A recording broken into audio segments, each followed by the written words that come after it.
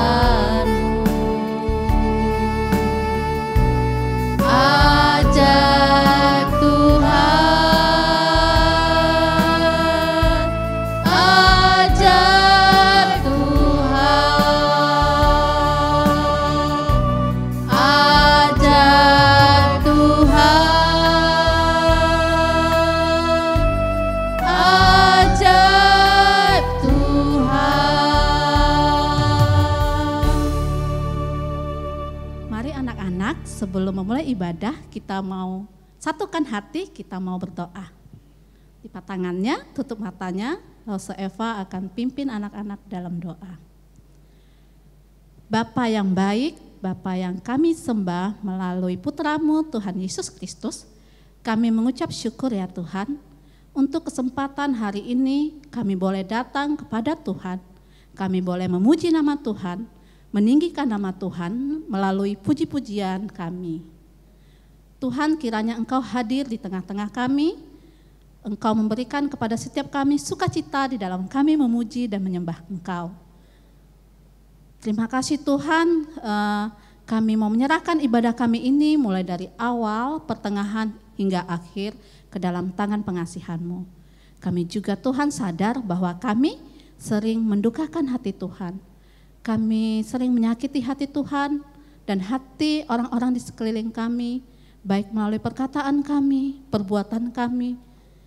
Ampuni kami Tuhan untuk setiap dosa dan pelanggaran yang kami lakukan. Layakkan kami datang ke hadapan-Mu. Terima kasih ya Bapa, inilah doa kami. Dengar ya Tuhan doa ini di mana kami berdoa hanya di dalam satu nama, Allah kami yang hidup Tuhan Yesus Kristus, Juru Selamat kami. Amin. Amin. Lose, Allah kita itu ajaib dan besar. Daud yang kecil aja dijadikan raja. Termasuk kita semua anak-anaknya dijadikan Tuhan menjadi anak-anak Tuhan. Bagaimana Lose kalau gitu kita nyanyikan Aku Anak Raja. Kita kan juga anak-anak raja. Tapi bukan anak Raja Daud kan Lose? Iya. Ya benar, kita semua adalah anak raja, anak Allah. Mari anak-anak kita menyanyikan pujian Aku Anak Raja. Aku anak raja, engkau anak raja, kita semua anak raja. Aku anak raja, engkau anak raja, kita semua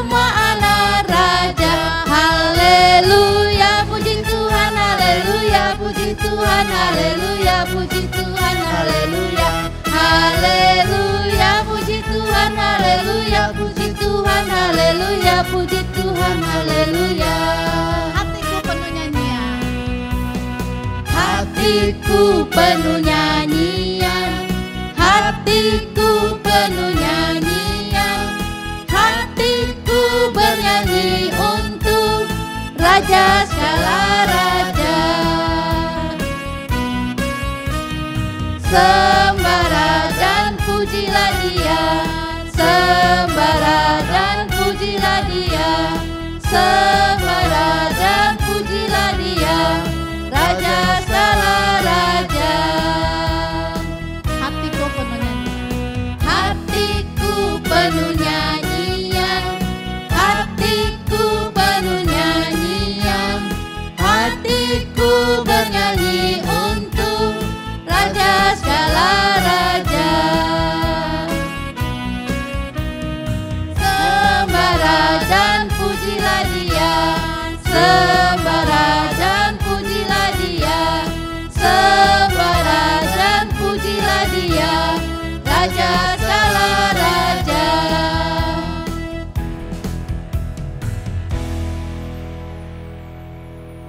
Lause, saatnya kita mau mendengarkan firman Tuhan. Bagaimana kita undang Roh Kudus supaya menolong kita untuk mengerti akan firman Tuhan. Baik Lose, kita ajak anak-anak untuk memuji Tuhan, kita angkat pujian Roh Kudus yang manis.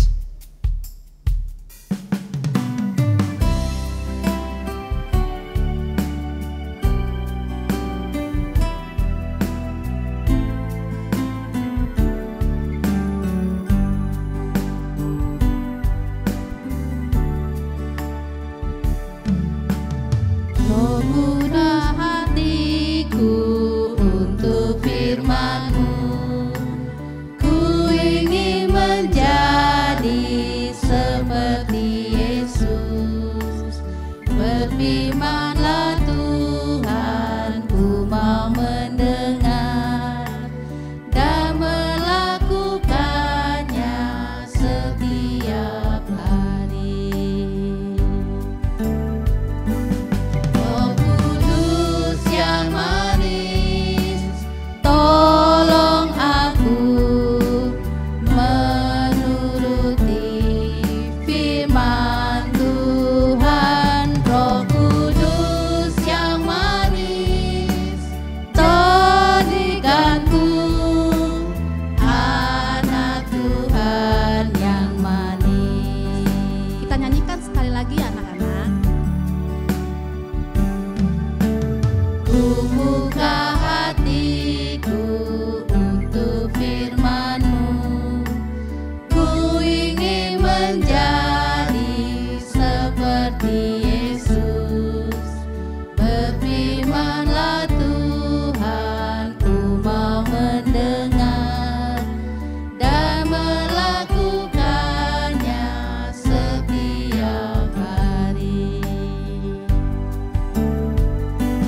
Roh Kudus yang manis, tolong aku menuruti firman Tuhan. Roh Kudus yang manis, jadikanku anak Tuhan yang manis. Anak Tuhan, Anak Tuhan yang manis. anak Tuhan.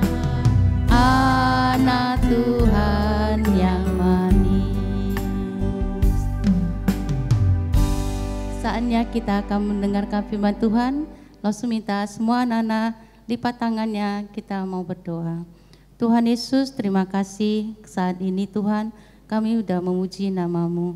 Kami rindu juga Tuhan untuk mendengarkan firman-Mu. Tolonglah kami Tuhan dengan kuasa Roh Kudus-Mu Tuhan, sehingga kami boleh mengerti akan firman-Mu dan menjadikannya dalam kehidupan kami.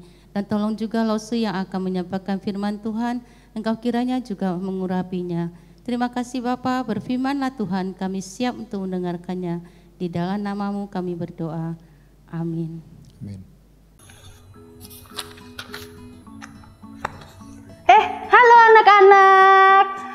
Berjumpa dengan Lause Christine, maaf ya, Lause lagi kebingungan, Lause lagi mencari jawaban atas pertanyaan yang ada di pikiran Lause selama beberapa hari ini. Dan pertanyaannya itu yang menghantui Lause selama ini, mengapa ya Raja Saul yang telah dipilih oleh Allah, yang telah diurapi oleh Nabi Samuel, kok ditolak oleh Allah?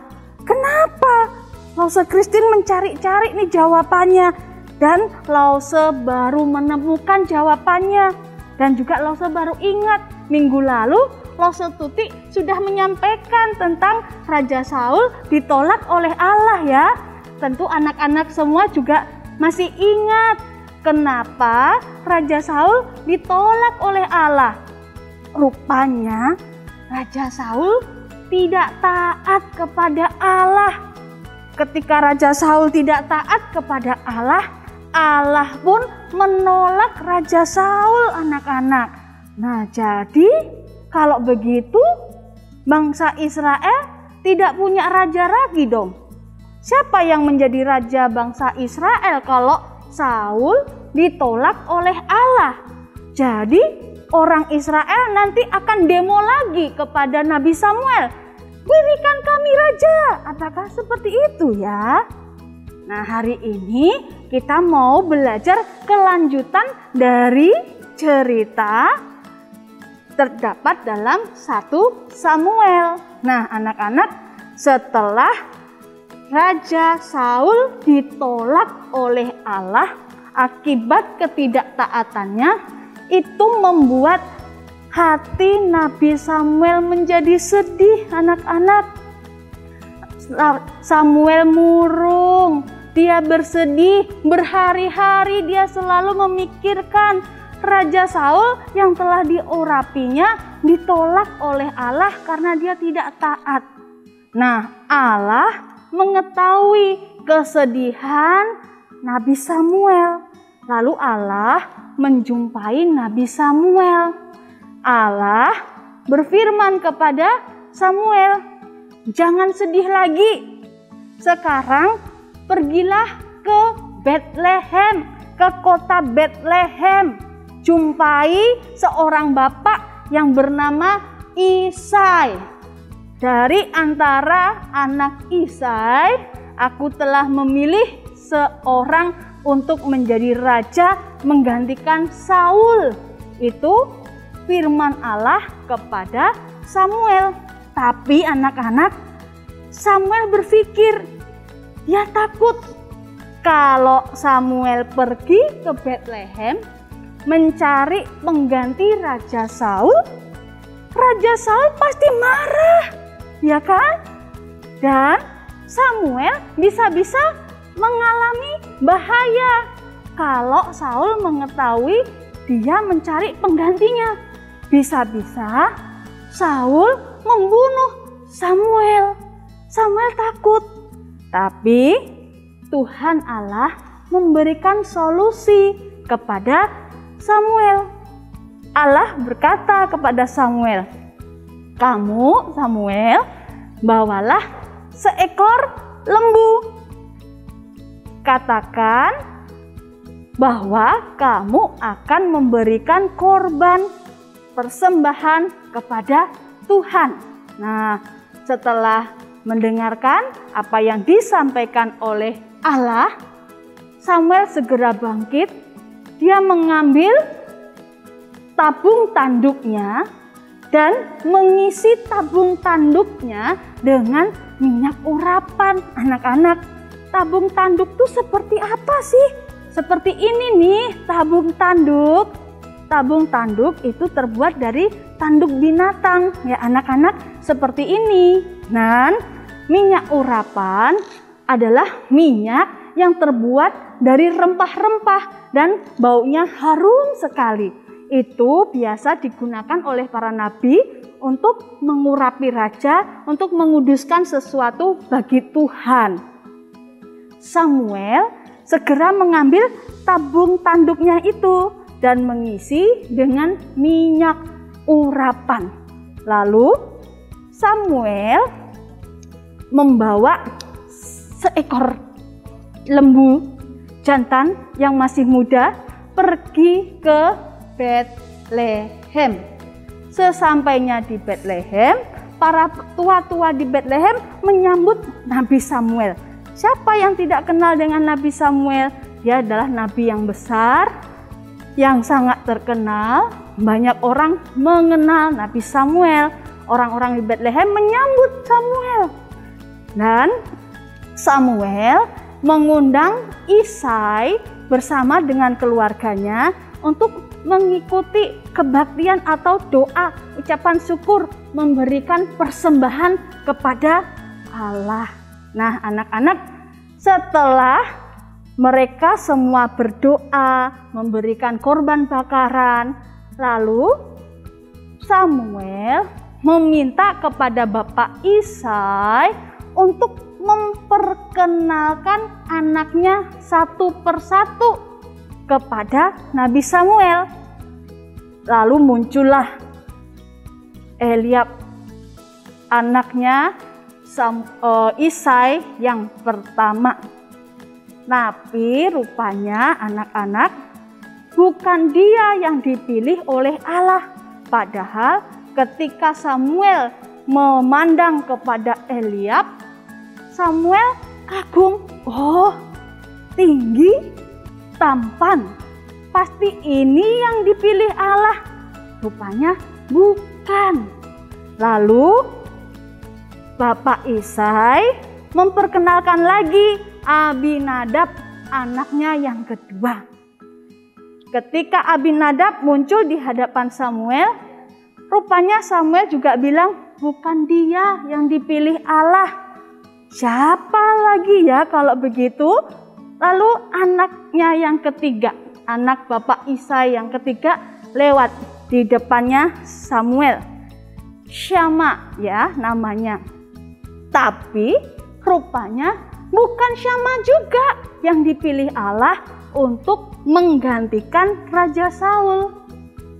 Lalu siapa? Nah, sampai anak ketujuh dari Bapak Isai semuanya tampil di depan Samuel dan semuanya bukan pilihan Allah. Bingung Nabi Samuel. Allah berkata, satu di antara anak laki-lakinya Bapak Isai akan dipilih menjadi raja. Terus ini sudah 7 dan semuanya bukan pilihan Tuhan.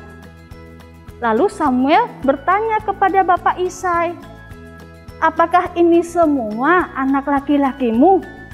Bapak Isai bilang, masih ada satu lagi yang bungsu, tapi sekarang dia lagi ada di padang, lagi menggembalakan domba, sedang menjaga kambing domba. Lalu Samuel bilang kepada Bapak Isai, panggil dia, suruh dia pulang sekarang. Sebab kalau dia tidak pulang, kita tidak akan makan ini, kata Bapak Nabi Samuel. Lalu dipanggillah anak Bapak Isai yang bungsu ini pulang. Dan anak-anak, ketika si bungsu, anak Bapak Isai yang bungsu ini datang, Bapak Samuel, Nabi Samuel memandangnya dengan terpukau. Dia seorang anak yang masih remaja, masih muda, wajahnya kemerah-merahan, matanya berbinar-binar dan tampan ya anak-anak. Lalu Tuhan Allah berfirman kepada Samuel, ini dia yang aku pilih untuk menjadi raja Israel.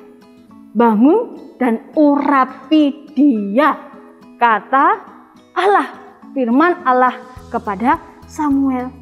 Samuel segera bangkit, mengambil tabung tanduknya dan mengurapi Daud anak-anak. Ya, nama anak bungsu dari Bapak Isai adalah Daud. Jadi Daudlah yang dipilih Allah untuk menjadi pengganti Raja Saul. Anak-anak, ketika Samuel menuangkan minyak urapan ke atas kepala Daud seperti ini, Roh Allah tinggal di dalam diri Daud. Walaupun saat itu Daud sudah diurapi menjadi Raja Israel, Daud tidak serta-merta menjadi raja saat itu anak-anak, karena Raja Saul masih hidup dan Daud masih remaja, masih sangat muda, masih perlu banyak belajar ya anak-anak. Sekarang pertanyaannya, mengapa Daud ini ya yang masih sangat muda, masih sangat remaja, kenapa bukan Eliab, bukan Abinadab, bukan Syama abang-abangnya yang gagah perkasa? Mengapa kok Daud? Anak-anak, firman Tuhan di dalam 1 Samuel 16 ayat 7 Allah berkata begini, "Tetapi berfirmanlah Tuhan kepada Samuel, janganlah pandang parasnya atau perawakan yang tinggi, sebab aku telah menolaknya." Nih ingat nih ya, bukan yang dilihat manusia, yang dilihat Allah. Manusia melihat apa yang di depan mata, tetapi Tuhan melihat hati.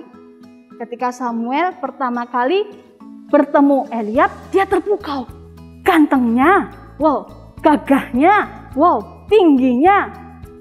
Samuel langsung mengira Eliab lah yang akan menjadi raja. Rupanya bukan. Allah katakan manusia hanya melihat apa yang di depan mata, tapi Tuhan Allah melihat hati. Jadi walaupun Daud seorang anak yang masih remaja, masih kecil, tidak berpengalaman, tidak pandai berperang, pekerjaannya menggembalakan domba, tapi Allah tidak melihat itu semua. Allah tidak memandang fisik Daud yang mungkin tidak terlalu tinggi, tidak terlalu kekar, atau tidak terlalu gagah. Tapi Allah melihat hati Daud. Di dalam kitab Kisah Para Rasul pasal 13 ayat 22, firman Allah berkata begini. Kisah Para Rasul 13 ayat 22. Setelah Saul disingkirkan, Allah mengangkat Daud menjadi raja atas mereka. Tentang Daud, Allah telah menyatakan, "Aku telah mendapat Daud bin Isai, seorang yang berkenan di hatiku," di hati Allah, "dan yang melakukan segala kehendakku." Anak-anak, walaupun Daud secara fisik tidak segagah abang-abangnya, tapi anak-anak, Daud memiliki hati yang taat kepada Allah.